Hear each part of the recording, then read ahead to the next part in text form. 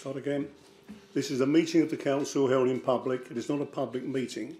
There is no fire drill planned, so if the alarm sounds, please leave by the exit nearest to the large screen at the front of the room and proceed down the fire exit to the courtyard. Once it is safe to return, councillors will receive a text message.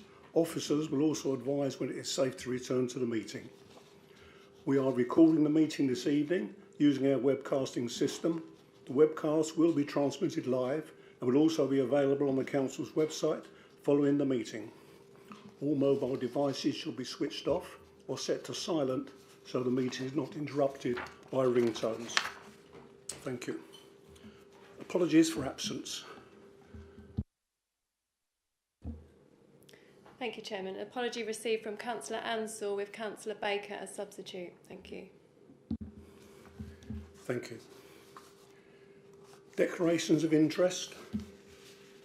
While we're on declarations of interest, can I refer members to the Constitution on the 15 pages, which are very good reading on the work of Scrutiny.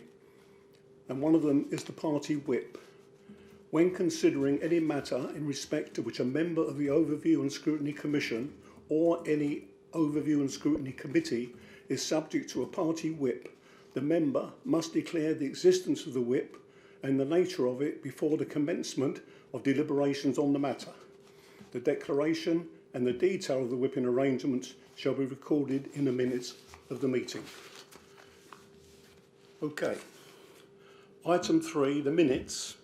A variety of minutes here from the previous Overview and Scrutiny Commission, the Prosperity Scrutiny Committee, the Place Scrutiny Committee and the People Scrutiny Committee. For those who can vote in favour, you can. Right, all those in...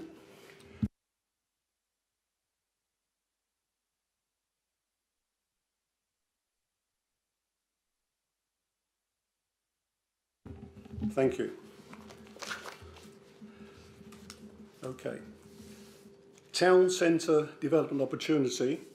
That's on the agenda because I asked that the leader, Councillor Callaghan, come to the meeting because I had to sign off as an urgent decision because of the way it was being dealt with.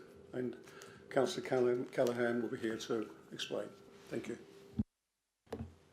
Thank you, Mr. Chairman. So, as members are aware, the Council entered into a decision to acquire the Westgate Shopping Centre and a CMDR was published on the 5th of June. The Council was presented, and I should point out this was in the purdah period for the general election, which made life slightly more difficult. We entered purdah on the 31st of May, and this CMDR was published on the 5th of June. No council meetings were allowed to be held during the purdah period for obvious reasons.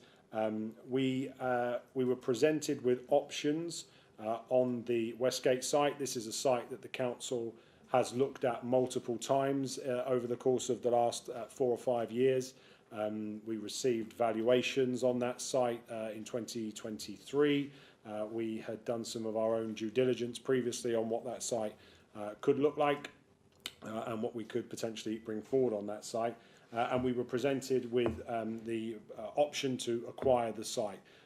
The issue that the council had was that it was under offer and the alternative was something that we felt as an administration and I would hope as a council was an offer that would have led to a mixed use on that site that was not in keeping with the aspirations of what Basildon is hoping to bring forward and to deliver for our residents and part of our wider regeneration plans.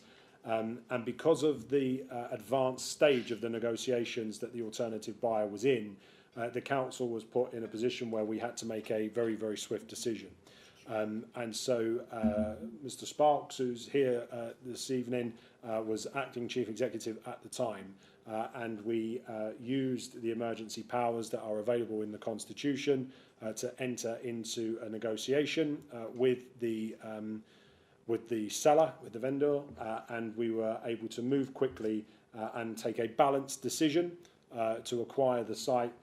And as a consequence of that, On the 5th of June, as I said, we published a CMDR and we were able to get it over the line after a period of around 5 to 7 days of due diligence and all of those checks that you would imagine being undertaken, and a report was taken in part to Cabinet, which went into the financials. But that is the reason that we ended up in the urgent provisions that we did, because of the fact that the alternative buyer was at the advanced stage, and we needed to move very, very quickly in order for us to be able to go in and acquire that on behalf of the residents of the borough. I should point out it was, Mr. Chairman, an incredible effort from our officers to move as quickly as they did with that due diligence. Particular thanks to Mr. Sparks and to Miss Deary, the monitoring officer, for all of their work to get us over the line the way that they did, and Mr. Tizard as well, I should point out, and Miss Lyons, because I'll be in trouble if I don't mention Miss Lyons. So they did brilliant work to get us to where we did, and I thank them for how quickly they were able to move to make this happen.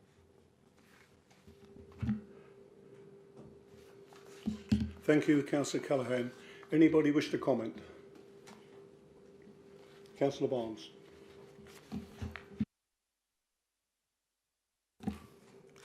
I'll get used to the technology eventually. Am I able to ask the councillor some questions?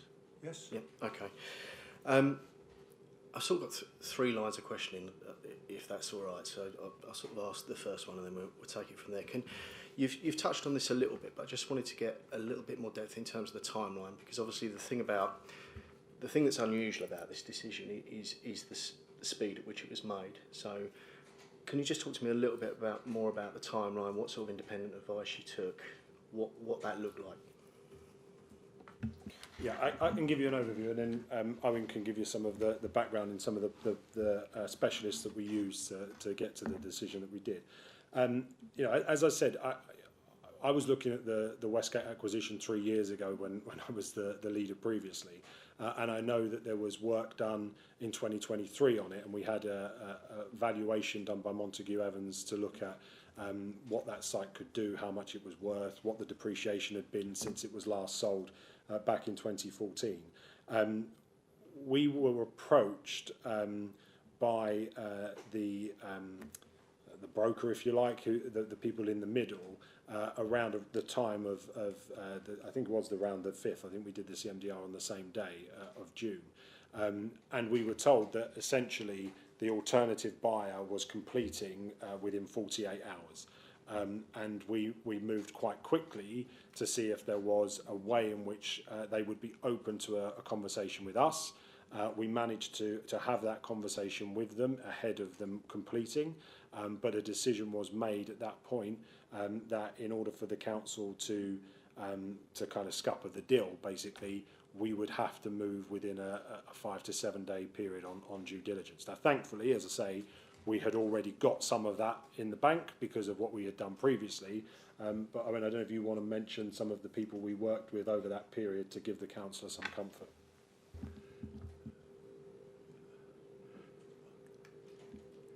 Mr. Sparks. Thank you, Chair. Yes, as Leader said, we'd had a valuation done in 2023, and the back of that we'd done further due diligence with the agent, who is a surveyor around the lease schedules, financial appraisal and financial modelling. So we had that already prepared, and when we come to the short timeline, it was a case of refreshing that, really looking at how time moved on in that short period to make sure we were still up to speed and we're still comfortable with the assumptions in it. So a lot of that due diligence had occurred, and the modelling had been done in the preceding period after you had that valuation. Councillor Barnes, you wish to come back? Yes, please. Thank you for that answer. Can I ask a question just in terms of cross-party working? So obviously we're in a position where this council has changed hands a few times this decade already. We know that this is a project that's likely to take several years to come to fruition.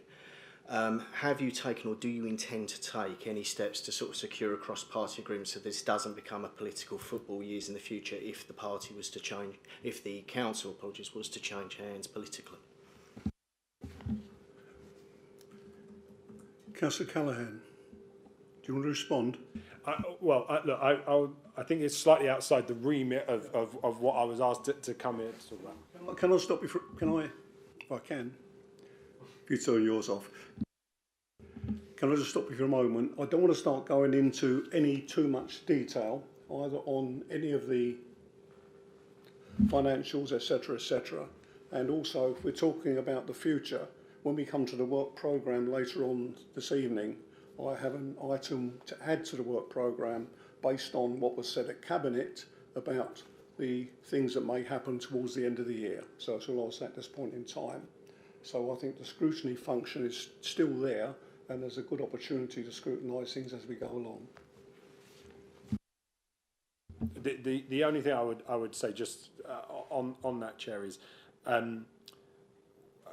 we will be master planning that area over the course of the next 6 months, and there will be every opportunity for members to be involved in having discussions about what that looks like. We want that to be something that we can all get behind, because the beauty and part of the rationale for doing this was to create land assembly at the west of our town.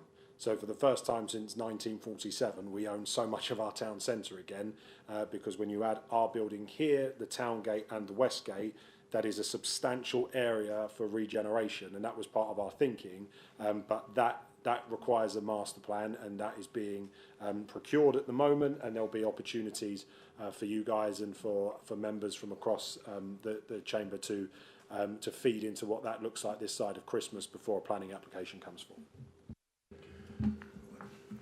Thanks. Thank you. Any other questions? Councillor Brown. It's just a very, very simple question, and I don't know if you can get into this. The big reason given for moving fast was that the alternate plans that the developer had might not have been in keeping with the town plan and the ambitions of the council. And you alluded to it now that you are happy because we're in a position to drive forward any master plan we might have for the town centre because of the ownership that we have secured, the power we have to implement any of our big ideas. I just wondered, and just say if you can't answer this, what the alternative vision that this private individual had was that was so important to stop. If we can do, if I mean, maybe they had something that was really amazing for the town centre. I don't know, but I just take your word that they didn't. But Thank you. Thank you, Councillor Brown. I think that might be a difficult one to answer without knowing exactly what a previous possible purchaser had in mind. I think we can only guess, but I'll ask Councillor Callaghan for a couple of guesses. I'm not going to get drawn on specifics. I think, as I said before, I think perhaps this comes back to Councillor Barnes's point about the cross-party element of this.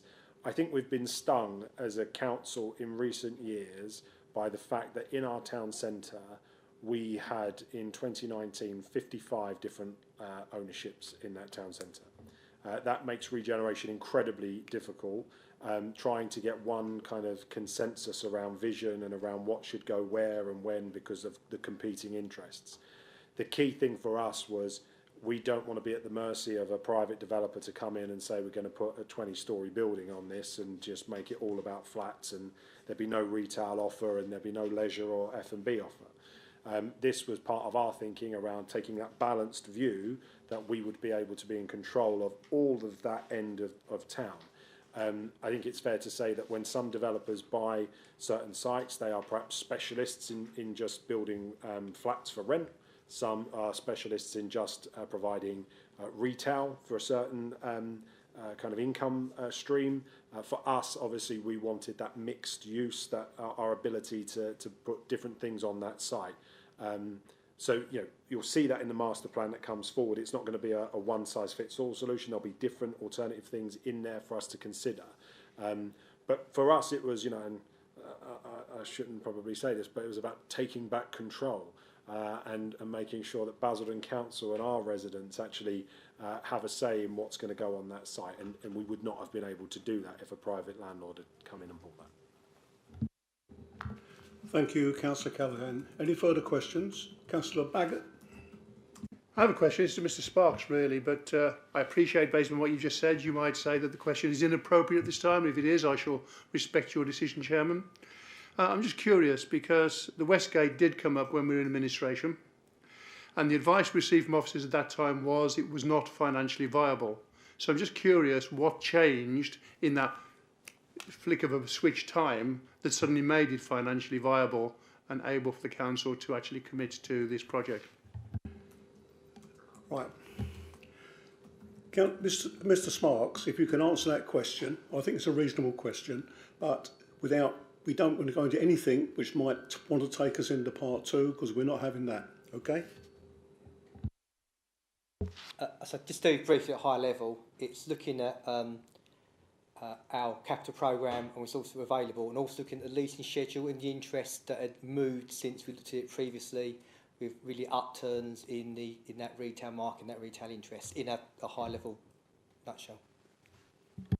Thank you. And I get the things change, and I totally understand the situation Councillor Callaghan was in, because we had a number of issues leading up to the election where we had to get commercial ventures through, where we asked the chairman of Scrutiny at the time to actually waive the need for the process because of exactly the same thing. So I do understand that. The one thing that does confuse me, though, and again, Councillor Callaghan, I understand if you can't answer it, you've alluded to the fact that your vision was better than the vision that was being put by this other vendor, but you haven't actually articulated what that vision was. Now, that might be because of commercial sensibility. If it is, then let's say it's a commercial sensibility and can't be discussed. Because if it's just, well, our vision was better than their vision, that is not really as quantifiable as we would necessarily like from a due diligence point of view, given the sums involved. Right. Councillor Callaghan, if you can answer that question, bearing in mind what I've said previously. Thank you. Yeah, thanks, Jay, and thanks, Councillor Baggett. I think that the thing we have to remember is that this decision came 13 days into a new administration. And we were in a PERDA period. Again, part of your thinking as an administration is, do we allow 13 days into a new administration something to come along and basically take any potential or any vision that we might have off the table within 2 weeks of taking over? And in my view, it would have had a negative impact if the alternative buyer had been successful on the other developments across the town as well. So yes, in an ideal world, I would have loved to have been sat here with a full master plan, a full visioning document, with everything that we were all the ducks lined up in a row to be able to say, 13 days in, this is what we want to do on the site, everything lining up. We didn't have the time to do that, but I took the view that, from the council's point of view, this puts us in a stronger position. Because the other thing that is open to us, without obviously breaching any commercial agreements, is if the council wanted to, it could dispose of the asset at any time. We could do what the buyer was doing and get rid of it. But this gives us options. So, I accept that, there are still some blanks in some of the vision setting, and I understand that will come forward as the administration continues its work. But I took the view that 2 weeks into the administration, I didn't want a huge option off the table for the council, and that's why, in part, we took this decision. Councillor Baggett, you come back, yeah. Thank you. And I get it. I mean, it's carpe diem at the end of the day, and I totally get that. But looking at it from a strategic point of view, the perfect world would have been that you had a lot longer to actually do due diligence, to actually evaluate it, to get the ducks in a row, to make sure that there were the assurances there. I totally get you didn't have the time. I'm just curious what your plan is to now mitigate any potential risks that might have come through the fact that you had such a short period of time to actually go through this, and what our backup plan is should it turn out that something doesn't go in the way or the track that you are hoping for it to go on. Thank you. Councillor Callaghan. Thank you. I think it's important to stress this point, that the council is not uncomfortable with the time period it had to undertake due diligence. As I said previously, this was not a new sight to us and our officers in terms of the professional advice that we had seen. This was about refreshing that advice, looking at the data house, making sure that we were happy with what was being put forward in terms of the lease schedule, in terms of the tenancy agreements, etc. So there isn't nervousness around that. What we haven't had the time to do, as I've said previously, is to be really clear about how this fits into the whole west end of the town centre and how that regeneration is going to come forward. That is why we've decided to go down the route of a master plan. So that is taking place at the moment. It will be done by Christmas, and then we'll be moving into the phasing of what this is going to look like over the next 5, 10, 15 years in terms of this end of the town. Mr. Sparks can talk about it. We have multiple options available to us in terms of, as I said before, do we dispose of the entire asset on the open market? Do we dispose of some of the asset? Do we develop some of it ourselves? Are we going to go down the route of putting the whole land assembly into one JV and looking at a JV partner to come in? Because it's obviously not just the town, this end of the town centre that we own. We have other interests in the town, whether it's the Robbins Cinema, the post office site. There are other options. We will be bringing all of those forward, and you can scrutinise those decisions as we take them. But in the first instance, we're going to look at that master plan to see what the art of the possible is. All members are invited to be part of that, to feed your ideas into that as well. And we can go from there. But I don't know if you've got anything else to add in terms of risk. No? Okay. Thank you, Councillor Callaghan. Councillor Baggott? Yeah, just final point then. I'd just like to thank Councillor Callaghan for taking the time out of his busy schedule to come and explain as openly as he has about the process and the reason for it. And more so to Mr. Sparks as well, because my bigger concern was this sudden transition from a position where we've been told one thing to it suddenly being something completely different. And I'm satisfied the professional officers have made that judgment call based upon the changing circumstances at the time that led to the decision being made and foisted upon a new administration coming in after 13 days. So thank you. Thank you, Councillor Baggott. I will just add that when I signed off the fact it was an urgent decision, one of the things I put to Mr. Sparks was that the condition was that Councillor Callaghan came along to this meeting this evening to explain his actions. So that's why he's here. Okay, right. Any more questions on that? If you're happy, that's just for noting. So we move on to item 5, the establishment of a task and finish group. The details are on the report. Yes? Yes. Thank you, Chairman. Yes, so this report requests that the Ovian Scrutiny Commission establish a task and finish group to evaluate the effectiveness and reliability of the contract to deliver the grass cutting and grounds maintenance within the borough. This is following a request by the Chairman of the Ovian Scrutiny Commission.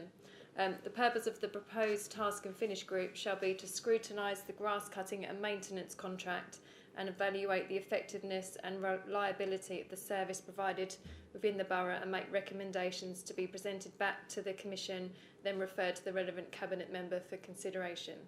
I refer members to enclosure number 1 to the report, which has the scoping report, which sets out the rationale, terms of reference and the proposed timescales for the review.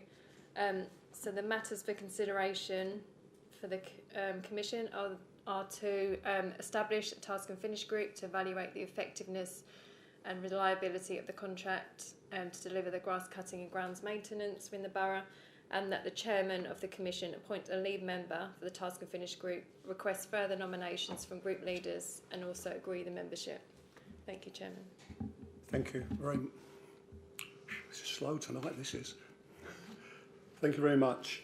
I think the second part of the terms of reference is important, is to review the works undertaken to date and scrutinise the future direction of the grounds maintenance service. And when we set up the task and finish group, I think it's important that the group refer to some of the papers considered by the last administration on technical specifications, service delivery model and future options, because we need to look at just not what's happening now, but where we're going in the future. And I think there's some valuable content in some of those papers. So, If members are happy, I wish to discuss first of all. Councillor Baggott, sorry. That's okay, Chairman, thank you.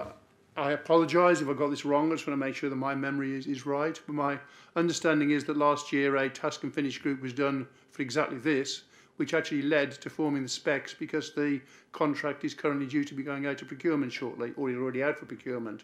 So how is this task and finish group going to now add value to that procurement process that's already in train, or does it mean that that procurement process is now going to be suspended until the task and finish group concludes the work that it's doing? I did see it was a working group previously. I didn't think it was a task and finish group. It wasn't a task and finish group. It was a working group and not a task and finish group.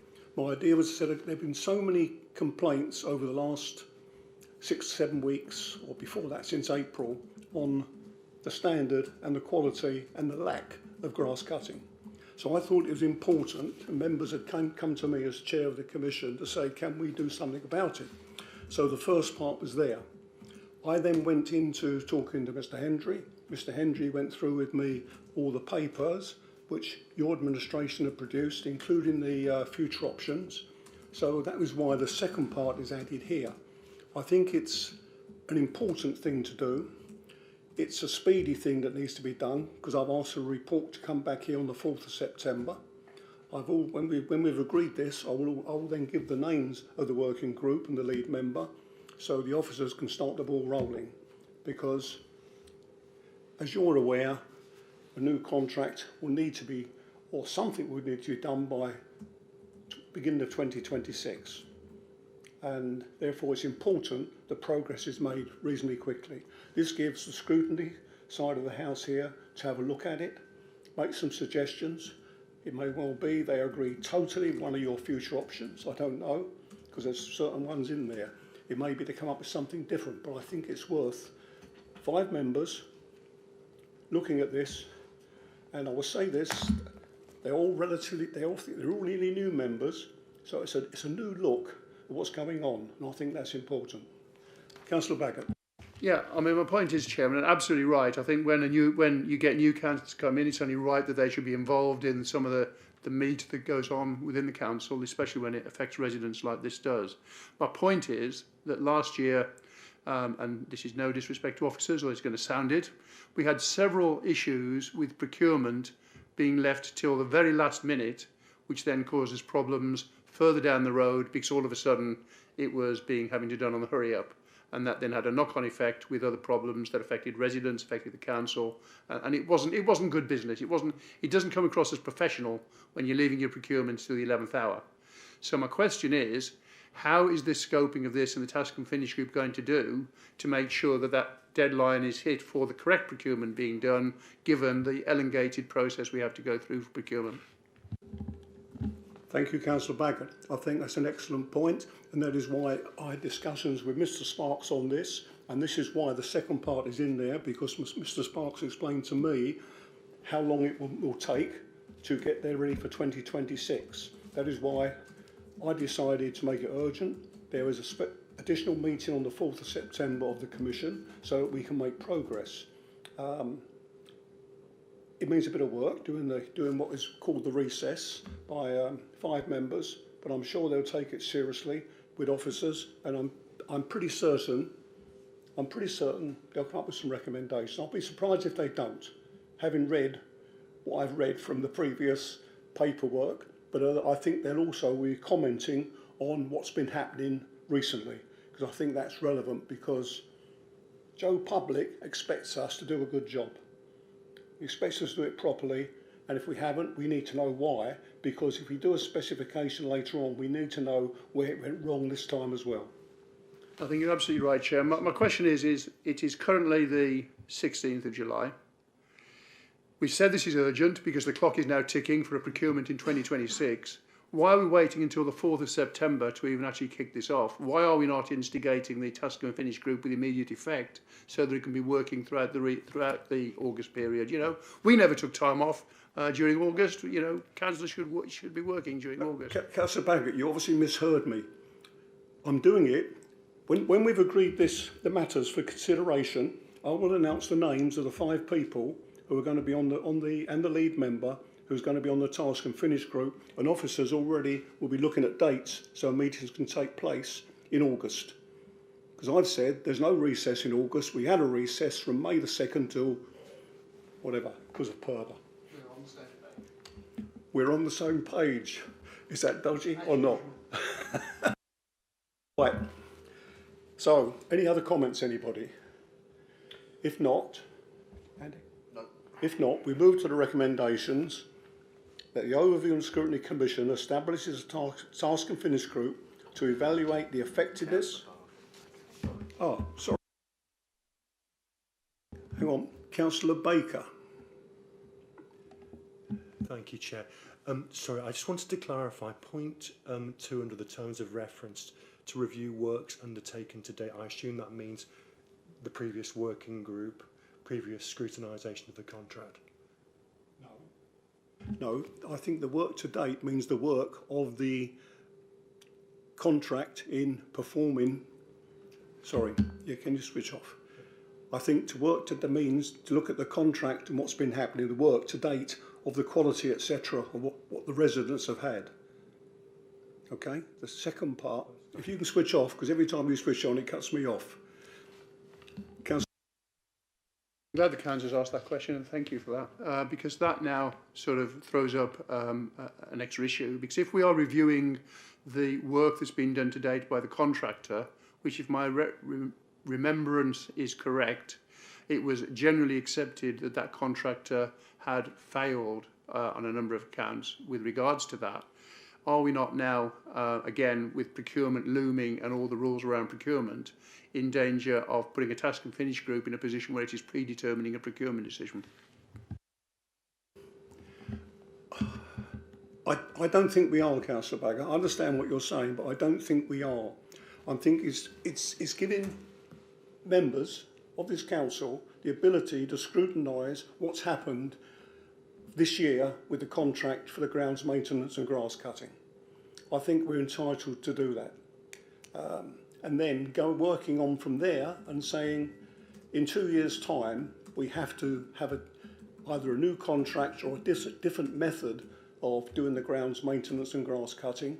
So will members of the task and finish group look at that, take in regard to the work that's been done, and come back with some recommendations which we can then give to the cabinet member responsible, and then the cabinet will have to make a decision on where they proceed from April 2026. Councillor. Yeah, I mean, my concern, I guess, is that let's say, hypothetically, because I don't know what the task and finish group is going to decide. I don't even know who's on the task and finish group, really. Might have an idea, because you asked for volunteers. But the task and finish group, hypothetically, could come to the conclusion that the current contractor has been a complete waste of space, has let the residents down, and has been a complete shambles. If they did come to that conclusion, how could they put that contractor then possibly be invited to tender for a contract? Because you've just said they're a complete shambles, waste of space, and they've actually let the residents down. So how do you actually square the circle between the task and finish group doing its job and not influencing the procurement process going forwards, which has to be done in a legal way, and we may have to make sure we are legal in when the invitation goes out? I'm not a legal expert, but I would have thought if I've employed someone to do a job and it's detailed what they do and they don't perform that job, I'm entitled to say so. Whether I go with them again or not is a matter for me, as in other words, the council. I don't see it as a problem personally, but I might be wrong. Mr. Sparks, do you wish to come in on this? As it's been discussed, Chair, it will depend on the outcome of the review, but the procurement will need to follow, as you say, the statutory public procurement regulations.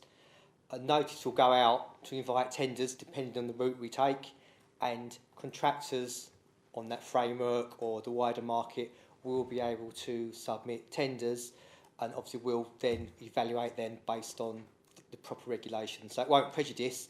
Obviously, we always have an incumbent tender when we go out to tender anyway, and obviously we do PIs and contract monitoring anyway, so we'll follow the due process and we'll obviously make sure it's fully compliant.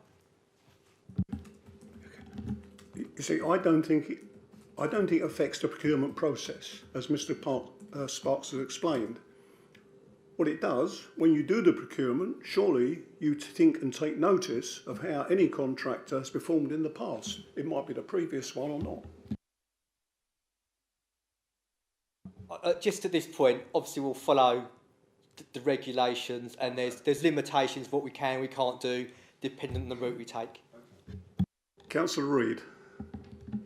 Thank you, Chair.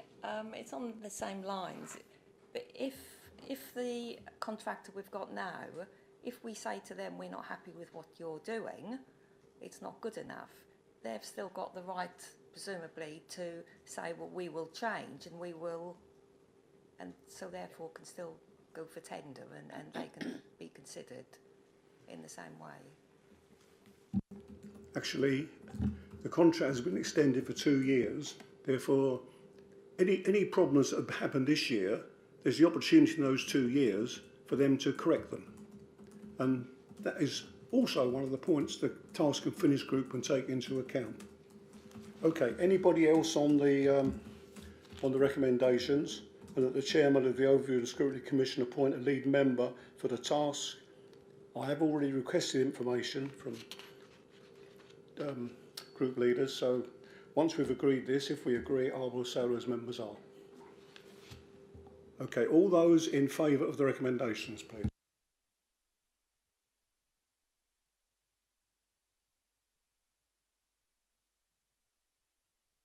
Thank you, that's unanimous. Okay, the Task and Finish group will be Councillors Alan Ball, Eddie Murphy, Ben Westwick, Victoria Joseph and Councillor Martin Mordecai, and I'm appointing Councillor Westwick as the lead member. Okay, so now officers obviously can liaise with those people and we can start the ball rolling. Thank you. Item 6, the draft work programme. Emma. Thank you, Chairman. So the report provides members with an opportunity to consider and identify items for the committee's work programme for the ensuing municipal year.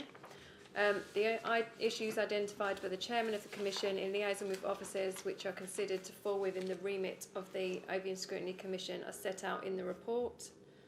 So I refer members to pages 42 and 43, which sets out the items currently on the work programme. I just have 2 updates. So due for the October meeting, we have the Ombudsman annual report, which is a statutory requirement, which we're going to add on there. And we've also got the Safeguarding annual report, which is due to come in December. Okay. Yeah, so matter consideration, it's just for the Commission to note and endorse the items. Obviously, there's opportunity to add any further items and to also refer members to enclosure number 1 and just note the Cabinet forward plan as well. Thank you, Chairman. Thank you. I think for the benefit of those viewing this, they should understand what's in our work programme.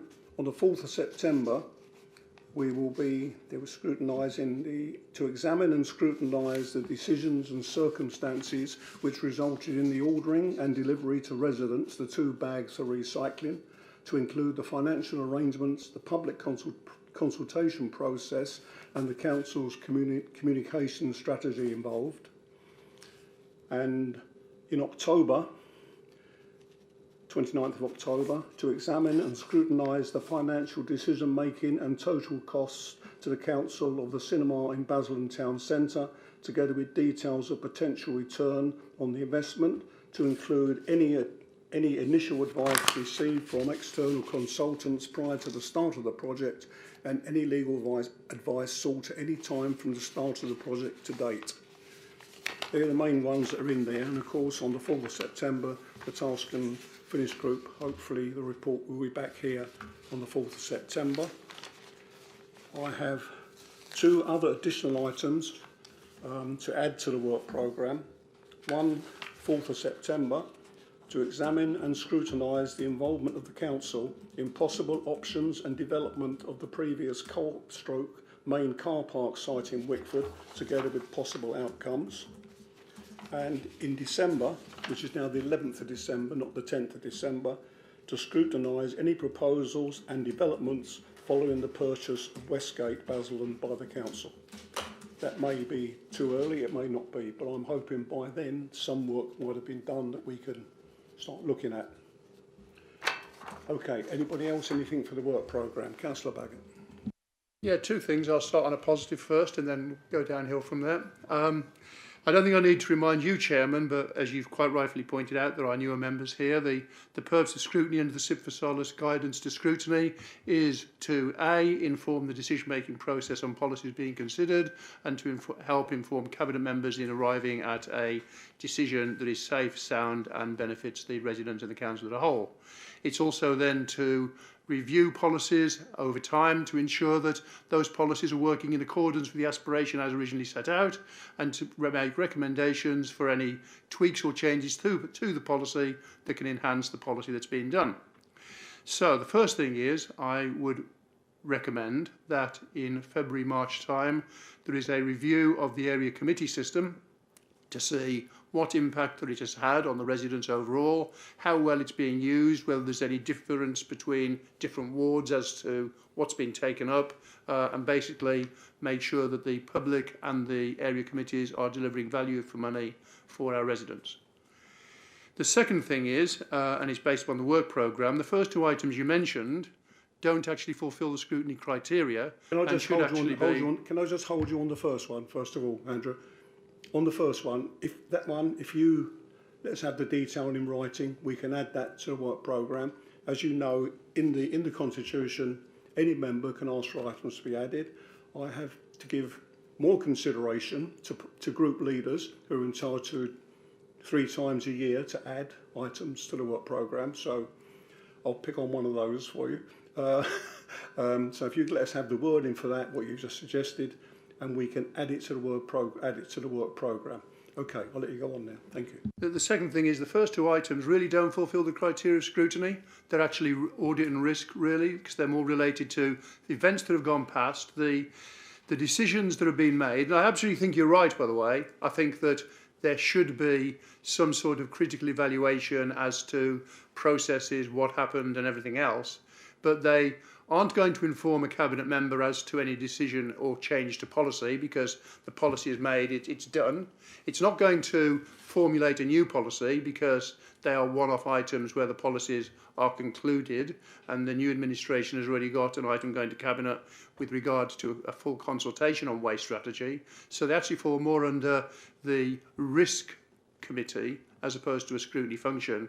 And I just think that we are in danger, if we're not careful, of blurring the lines between what is scrutiny under the SIP for Solace guidance and what is risk. I'll just say this, Councillor Baggett, having read through the 15 pages in the Constitution on overview and scrutiny and the scrutiny rules for not only the Commission but for the committees as well, they are very, very wide-ranging. I don't know who wrote them, but they are absolutely brilliant because they give you every option going. You read the detail, I think they are well within the scope of scrutiny, because both of those options would be going to tell a Cabinet member either that is the way to do it in the future, or that is not the way to do it in the future if similar things arise in those circumstances. And I think it is the job of scrutiny not just to look at what may happen in the future, because once we've looked at something that may happen in the future, that could well change anyway. And scrutiny has been taken no notice of. But I think scrutinising things that have already taken place, which you can perhaps put right, I think is very important. I think they're covered in the 15 pages. And I say to all members, I've already met with the chairman of the 4 scrutiny committees below the Commission, and gone through and given this to read as well, as Councillor Baker knows, and I suggest every member looks at the Constitution, 4.3, Overview and Scrutiny Procedure Rules. It covers everything except the budget, actually. And there's a separate piece in the Constitution for the budget. So, there we go. Councillor. Yeah, no, I do. Yeah, and I don't disagree with you. And in fact, when we took over the administration a couple of years ago, one of the things we looked at was the way the Langdon Centre and the folk of Langdon had been treated by the administration at that time. And the answer was not to do scrutiny. It was to actually pursue the route of getting an independent investigator in to have a look at all the evidence. And one of the reasons for that is because scrutiny has to be evidence-based and evidence-geared. Now, because of the nature of what's gone on within this council, let's look at the cinema as one, for instance. Cabinet member for a generation that would have had all the information is no longer a councillor, is no longer the cabinet member. The officers that were part of the regeneration team are no longer working for the council and not here. So scrutiny can only then gather evidence based upon pieces of paper without any context or any understanding of discussions and processes that were put into place. So I would argue that there's very little value within the scrutiny process with regards to the people that could be called to actually give information to scrutiny to do their job, to actually be efficient. We're lucky because on the waste side, we do have the same officers there. We also have the cabinet member that was there at the time, who is councillor.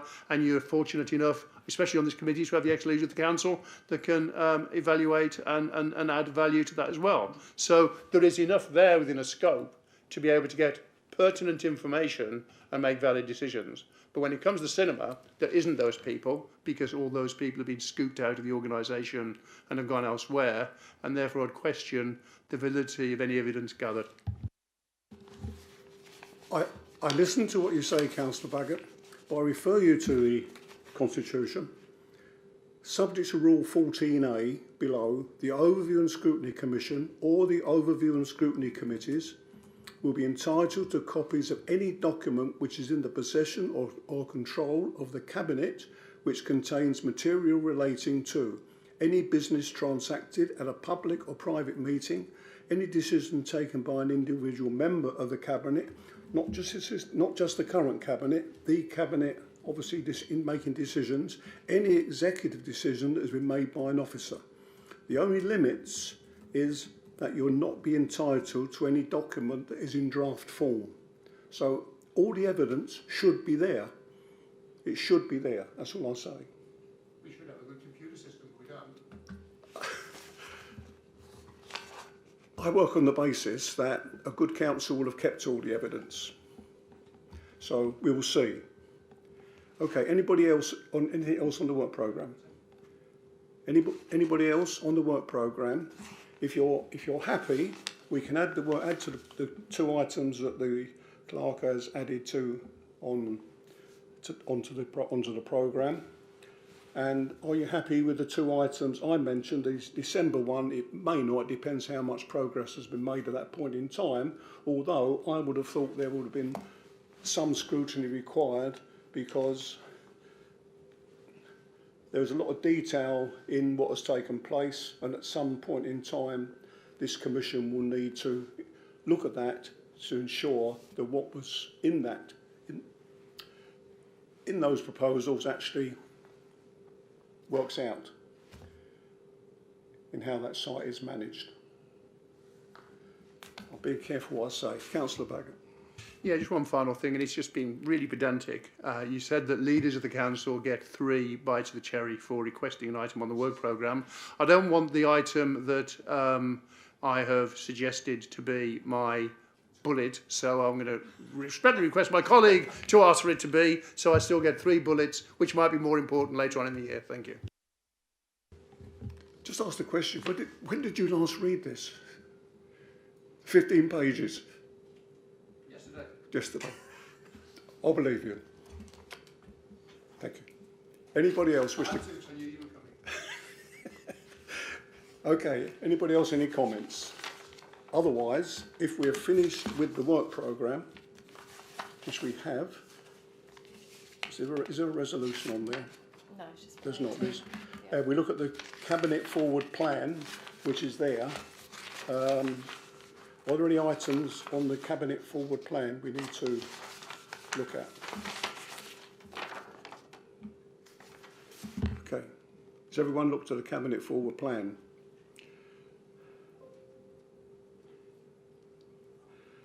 One of the ones on there I was looking at. Sorry. Yes. Well, yes, completely spontaneously of my own accord. I suppose the area committees would be something we'd want to look at.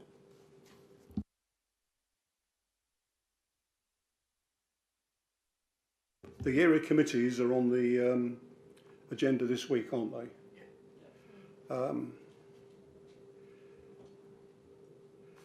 Okay. So what are you suggesting? Oh, I was talking about referring. Sorry. I was talking about referring it to the work programme. I just thought it was a useful opportunity to put it on there. But the area committees don't start until, in effect, the beginning of August. So at what stage do you want in the work programme to look at the role of the area committees? Councillor Baggott did mention in what he was proposing. So if in that wording, which you were looking towards, I think, next February time, as I understand, you're now going to be the one who's going to formulate this item for the work programme, after Councillor Baggott tells you what to do, I think. I know that you'll include area committees, okay? I don't tell people what to do, Chairman. I immediately discuss things. Right. Anyone else? If that's it, it's been a very good... We finished, aren't we? Yes, we have. Yeah. It's been a very good meeting. Thanks for your attendance. Thanks for your help.